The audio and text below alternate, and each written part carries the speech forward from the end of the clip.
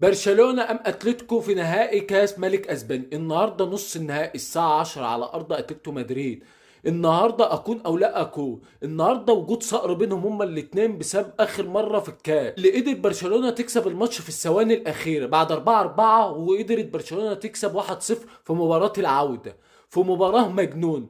النهارده يجي قوة المباراة بعدم وجود بدري، عدم وجود رافينيا، يجي قوة المباراة دي في وجود لوكمان اللاعب اللي لسه جاي في الشتاء، اللاعب الخطير. يجي قوة المباراة ديت ان اتلتيكو مدريد في الفترة الأخيرة فايق وفريق قوي، وفريق بيعرف يعني في الماتشات الكبيرة يظهر وقدام برشلونة يكون موجود، رغم ان برشلونة في الماتشات الأخيرة كلها كعبها عالي على اتلتيكو مدريد. فالنهارده ماتش اكون او لا اكون بالنسبه لاتلتيكو مدريد، واللي هيقدر يكسب في المباراتين دول هو اللي هيقدر ياخد البطوله، بسبب ضعف بقى المنافس التاني، بسبب قله ان ريال مدريد خرج من البطوله.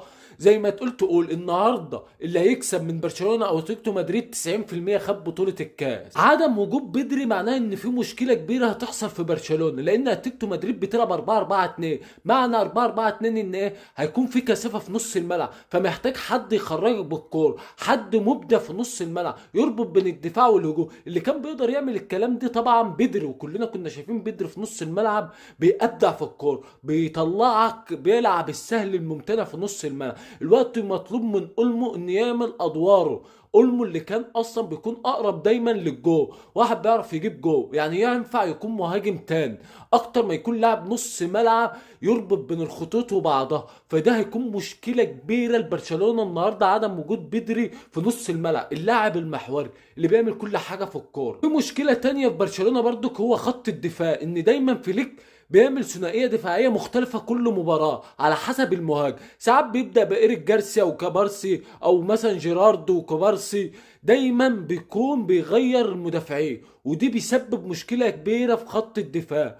ليه بقى؟ عشان ما فيش بينهم وبين بعض بالانس، دايما في مشاكل في خط الدفاع بتاع برشلونه بسبب لعب برشلونه، بسبب الضغط العالي اللي بيعمله برشلونه من قدام. دايما بيسيب مساحات ورا المدافعين وبين حارس المرمى، ودي اي فرقه بتقدر تستغل المنطقه ديت ان هي تلعب في الهجمات المرتده اللي هي توصل للجون بسهوله. يعني ممكن تلاقي برشلونه بيوصل على كميه انفرادات غير طبيعيه، لولا الاوفسايد ولولا ان اللعيبه ديت دايما على خط مراجيح مولد النبي. كان ممكن برشلونه يخش فيها كميه اجوان غير طبيعيه في الفتره الاخيره. اي فرقه ممكن توصل لانفراد من نص الملعب، ليه؟ دايما عامل ضغط عالي، دايما مطلع المدافعين وسايب مساحه بين الحارس والمدافعين كبير. لولا ان الحارس الجديد اللي جه اللي هو جارسيا ده بيقدر يشتال كتير الوقت وفايق، هو دوت اللي مخلي برشلونة دايما عنده حارس كبير بيخليه في المباراة. يعني ممكن الماتشات كلها، معظم مباريات برشلونة ممكن تتخطف منه، ممكن في فرصة اي فرقة توصل للجول، اي فرقة تكسر خط الدفاع ده.